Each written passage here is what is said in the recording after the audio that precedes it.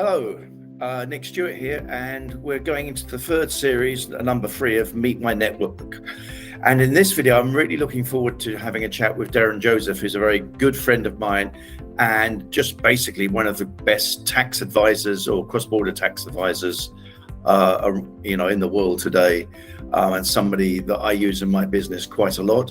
If you're an American citizen, he will be exceptionally useful to you because that's his major speciality.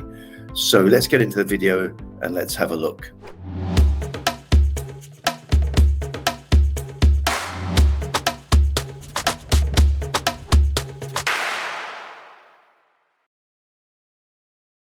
Hi, good morning, Darren, or good afternoon, whichever it is. Good morning to you. Great to see you. Yeah, same here. So let's get started. So we first met in Asia and more recently in Portugal and have many conversations around the world. So perhaps you could start by telling me a bit about your business and exactly what you do so people could understand more about your business and what you do. Absolutely. So, hi, great to see everybody, or great to connect with everybody who may be watching this video. My name is Darren Joseph. I am a tax consultant, international tax. So, I help private clients demystify the sometimes confusing world of cross-border finance, international tax. So, I am based in Singapore, and we use the website HEJ.tax. So, we're part of Moore's Rule in Asia Pacific, which is a regional practice across Asia. So we have about 30 offices in 13 countries. So as far north as Tokyo and Beijing, all the way down to Sydney and Melbourne, and across to Dubai and now Portugal. So what we do is advisory and compliance. So in terms of client advisory, we help clients create structures that work in a tax efficient way. And in terms of compliance, we actually help them do the tax returns on the back end. So that's who I am and that's what we do. Okay, cool. So someone who's traveled the world, which would be your relocation of choice, given basically money no object, and where would you really like to spend the majority of your time? Gosh, that's a great question. I guess because of what I do and the practice that we have, I have the opportunity to have more than one home. So as we say in Asia, my rice bowl is in Singapore. So that's where most of our clients are. This is the biggest part of our practice. Singapore, and we use Singapore really to service clients, especially nearby in Indonesia and Malaysia. So Singapore is from a business point of view, it's my jurisdiction of choice. And it is the best running country in the world. They make doing business so easy. And I think they're a benchmark.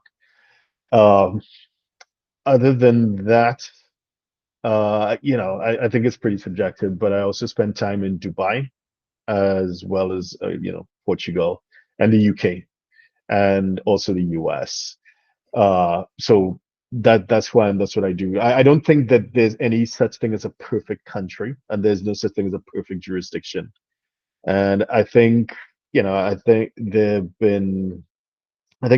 I go back to, I think in 1950s, there's a guy called Henry Schultz, I think his name was. So he came up with the idea of a theory, which I'll just kind of summarize it as diversifying your lifestyle. The idea of not putting all your eggs in one basket, and understanding that each jurisdiction has its attractiveness, and depending on who you are, the nature of your income and your wealth, you want to pick the jurisdiction that fits best for that specific purpose. So as I mentioned, for me, for running a business, has to be Singapore. There's absolutely no doubt.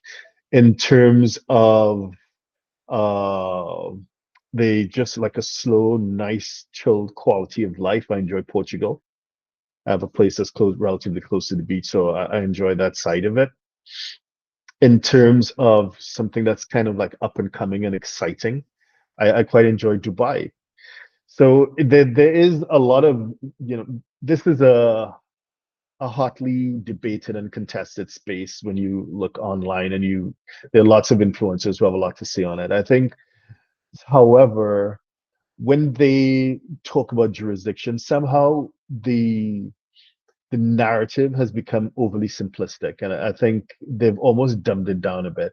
So they've created this narrative where it's about chasing the lowest tax jurisdiction, which actually it stands, it really contradicts what the evidence and what the stats say, and by that I mean, is a researcher that I follow, an economist. His name is Christobal Young.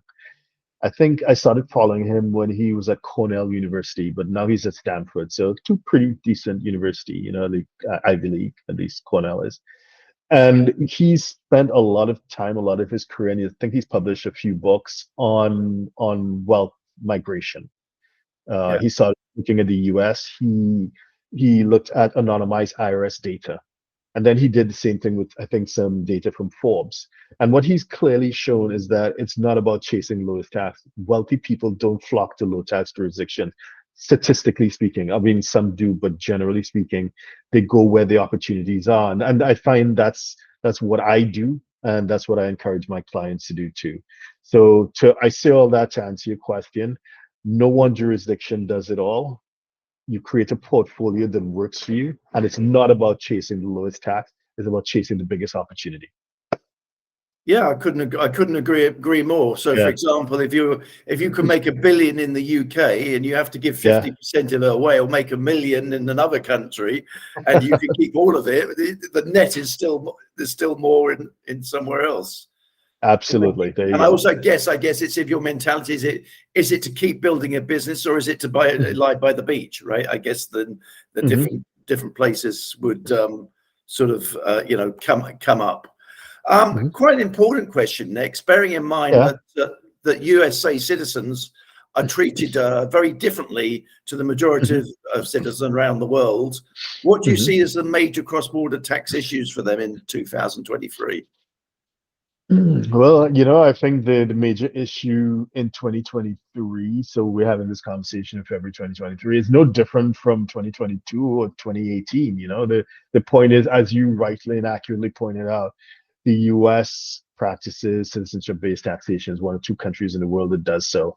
Having said that, some of the European countries and even Canada, Australia, New Zealand are kind of following in their footsteps. But generally speaking, a US exposed person, a resident, a permanent resident, or a citizen, is unable to just become tax non-resident without giving up their citizenship or green card. So I guess that just creates the need for more considered action. So before a US exposed person goes to a specific jurisdiction, or more importantly, invests in certain opportunities that may be out there, consultation across jurisdictions from a tax point of view is normally advisable. So I think that's one thing that just separates a US exposed person from others.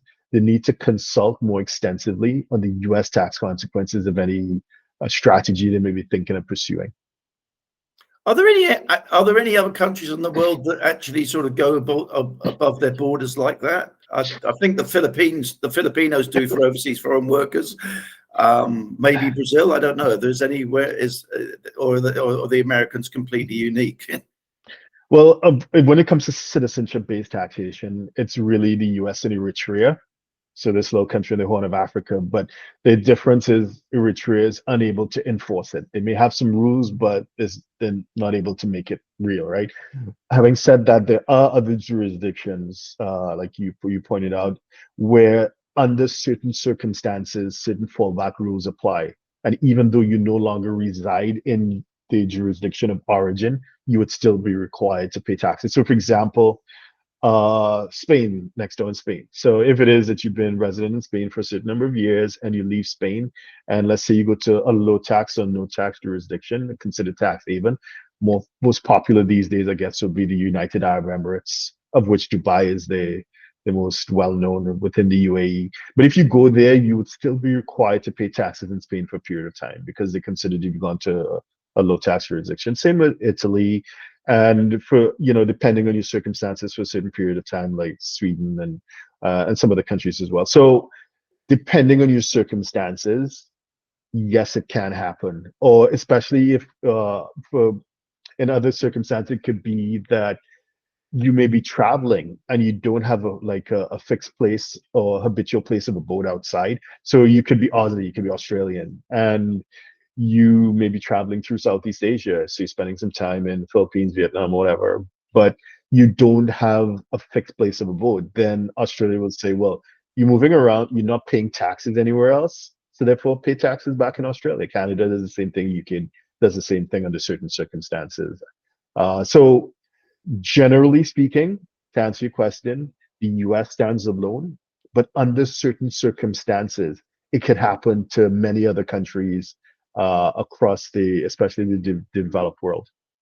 Yeah, that's really, really interesting. So Spain is one of my, from a lifestyle point of view, is probably, for me, I would think the two greatest lifestyle destinations, probably Thailand and Spain. It's a wonderful, wonderful country. But the Hacienda in Spain is probably one of the most, outside of the US, are probably one of the most litigious, shall we say, or I'm not sure what the correct word is. Hence why I'm in Portugal and not Spain. So maybe you could give us some hypothetical examples of how you've helped people and how they, how they benefit from using you and your company. Because obviously you're very experienced and it's very, very knowledgeable. It might be quite useful for people to actually understand some practical examples. Well, fortunately, I'm not a one-person team, a one-person show, so I'm honored to, be surrounded and supported by some incredibly talented individuals. But in terms of the things that we do on a day-to-day basis, well, right now we're in tax season, so we're just churning out a lot of returns. Not just, and as I think you pointed out or you hinted, our sweet spot is really U.S. exposed private clients. So this would be U.S. citizens and green card holders who are doing business or working internationally, or international investors or entrepreneurs who may be doing stuff within the U.S. from, so cross borders. So right now, when tax season for the U.S., we're also preparing taxes for Spain, Portugal, Singapore, just the UK, the jurisdictions in which we have a lot of clients that exposed, and I'm doing my taxes as well for some of those jurisdictions. But in terms of a typical scenario, aside from that, I mean, that's just the grind, right? Just turning out tax returns. We help people with planning. So like right now, I think yesterday I had 2 calls with clients who are considering leaving the US. A lot of people are leaving the US looking for opportunities. I'm not convinced that it's more than normal. I think it's just, the normal course of affairs for people who are adventurous and entrepreneurial. So they're looking to move to Europe, and they're trying to consider, well, is it Spain versus Portugal? That's a lot of what we do. We run scenarios where we talk people through the systems in Spain and Portugal. And for those who are more serious, we run scenarios where, okay, if it is that you move to Spain or Portugal, this is what your taxes would look like. This is what your take home would be, giving you various revenue streams. And we sometimes do it for Spain, Portugal, France. So that sort of thing. Alternatively, what else we're doing? We help people who they've been having problems with the tax authorities, particularly the US. So whether it's they got notices or they haven't been filing, we walk them through the amnesty programs. We help them catch up and stay on the right side. So just to kind of summarize, tax returns, tax planning, and controversy. So help them when they have a problem with their relevant tax authority. That's the kind of thing that we do on a day-to-day basis. Yeah, so one thing that I've just actually more or less noticed on Twitter than everything else, it seems to be more Americans considering renouncing their citizenship, primarily because for the ones that are in crypto. Because I don't know if you've been following the news, Gary Gensler has got a one-man crusade against crypto in the United States. If you make money from crypto, then but the only problem for Americans is if they want to, they almost have to renounce their citizenship. There's no in between case. I think I was with you in a networking event in the Philippines where I met this guy, American guy, and he'd actually given up his American passport for a Dominican passport. He was from Hong Kong, and his relationship with HSBC was more important than his American citizenship. And they're very few and far between. But I'd be interested to know if you've had any of those inquiries and how you handle those and how you advise those people, because I would strongly advise people. It's like getting divorced. Once you're divorced, right? There's no going back, right? So. Well, yeah, that's something we get. I mean, we're not the biggest team in the world, but on a monthly basis, we deal with 2 to 3 people. This is 2 to 3 people that are giving up their U.S. passport or green card. So it's pretty routine for us. Some of them may trigger the exit tax, some not. So we help them with pre-expatriation planning. So it's not just as easy as just giving it up, right? Because you still have assets in the U.S. and there are consequences sometimes to doing them. So we talk them through that and we help them plan to do it as efficiently as possible. So yes, it is something we do. As to whether there's been buzz. So I tend to, just like when we were talking earlier, and one of the earlier points that you raised, there's a lot of noise in the with the so-called influencers around just chasing the lowest taxes possible, whereas in reality, people of means, as we can see in the actual data, they don't do that.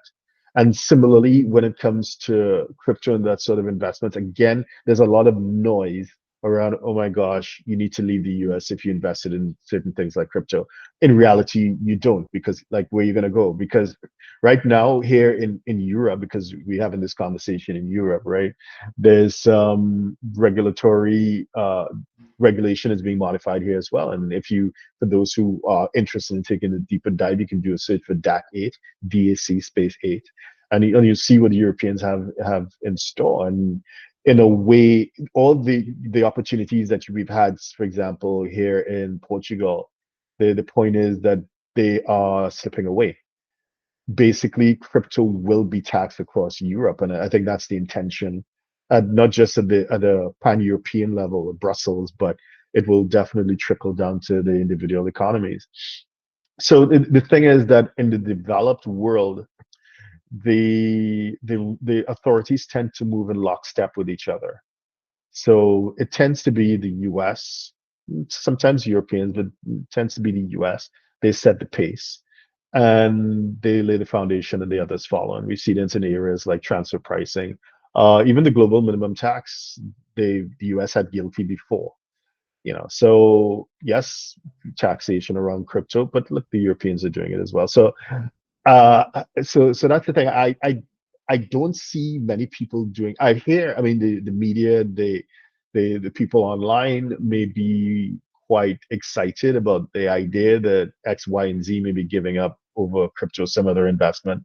But normally speaking, on a day-to-day basis, from what we see within our practice and others in our ecosystem, it's no more, no less than usual. The thing is that there's no reliable way. I'm hugely into data because I believe that the media sometimes they're running a business. I respect anyone who's running a business because I'm running a business as well, and it is their duty to get to get attention, right? And the more attention grabbing a headline is the more incentivized they are to sometimes exaggerate things. So in terms of knowing how many people are giving it up, there's something called the Federal Register where it's supposed to be publicized. But the thing is that it is extremely inaccurate. So many people don't get published in the Federal Register. The mechanism, the methodology for updating it is totally flawed. So it could perhaps speak to trends, but not in terms of absolute numbers. So we know that during COVID, it was just difficult to find an embassy that was open, far less to walk in and give up your citizen, your passport or whatever. So the trend was down. Now it's back up. Now it seems to be back up to normal. So my point is that, stepping back, in terms of crypto, any sort of investment, the world is heading in a certain direction and it will be taxed, and it is going to be taxed. Even Dubai, the United Arab Emirates, which has been a sort of oasis, literally and figuratively, for those who want that low tax space, they are now implementing, as of this year, they're going to be implementing a 9% corporate tax. And anyone who's really thought it through knows that personal income tax will follow soon enough. And so it's happening across the world. There's nowhere to really run unless you want to go to an underdeveloped or an emerging market, which is of course an option. But in return for not paying taxes or paying low taxes, you get less services, you get less infrastructure. The problem you and I had in the Philippines. So and the idea about there being a discernible trend in terms of renunciation, the data doesn't support it really. In fact, the opposite. So we get so many more inquiries from people wanting to get into the US, and how long that queue is and how long the wait time is. So that's what we see. Yeah, fair enough. Yeah, I think just on crypto, I think I don't think tax is their main reason. It's more fundamentalist, right? It's more something else. Anyway, most importantly, how can people reach out to you if they're interested in finding out more about your business, especially the American citizens out there? Yeah, especially US exposed persons. Yeah, htj.tax. We kept the URL super simple. So htj.tax. And we have like over 2,000 articles completely free of charge. We have over 1,000 videos on our YouTube channel. Every day we publish content across 24 platforms, whether it's SoundCloud, Spotify, Apple, wherever it is you get your favorite podcast, we make sure that it's published there. So we have a lot of great content freely available. And if someone wants to take it further, htj.tax. Oh, cool. And the final point to leave everybody away with is sort of the takeaways from today in our conversation. What takeaways would you leave for somebody who's maybe concerned about the cross-border, or somebody that's starting the journey like me, who moved from the Philippines to the Portugal, and in essence, I'm having to take advice in 3 jurisdictions. So what are the takeaways for maybe people new? I'm not sure whether they need someone like you in this space. Well, I'd say 3 things. I think time spent planning is never time wasted. So especially for those who have been fortunate in their personal journey and they've accumulated some measure of wealth, you don't want to jump from one out of the pot into the fire. You want to you want to be careful, and you want to do some planning before you move into another opportunity, either physically or financially. So cross-border, spend some time, spend some money getting the planning done right. So that's the first thing. The second thing is, don't believe the hype, but if someone is successful in life, no one really becomes successful by just following the crowd. So they have to some extent been independent thinkers and a bit contrarian. When it comes to tax and investment migration, continue to do the same thing. Challenge the narrative, just like you did to accumulate your wealth. You challenge the narrative to preserve your wealth. And so therefore, this whole thing about finding the cheapest jurisdiction, that may not be, that may not really be the reality of how it needs to be done. So that's the second thing. And then the third thing is, don't forget to always check up on your situation. I think like a financial structure or tax structure is not unlike a car. A car needs to be maintained every so many miles, or 100 miles, or whatever you need to take it to be serviced, or let the auto people have a look at it. And I think it's the same thing with your structure. Just have a checkup every once in a while to make sure you're on the right side, because regulation is changing fast and furious. Yeah. Wonderful. Yeah. So thanks ever so much for your time today, Darren. It's really, really informative. I'm a great person. I always use this analogy. My first ever boss at the music business said, "You're never too old to learn, and the day you stop learning is to give up." And I've learned something new today. So I hope people watching the video will have picked something, at least something up from it. So thanks ever so much. Appreciate your time. Have a good one. Okay. Thanks for watching the video, and please feel free to connect with me on my personal website, nickstewart.co. Really looking forward to hearing from you. Bye for now.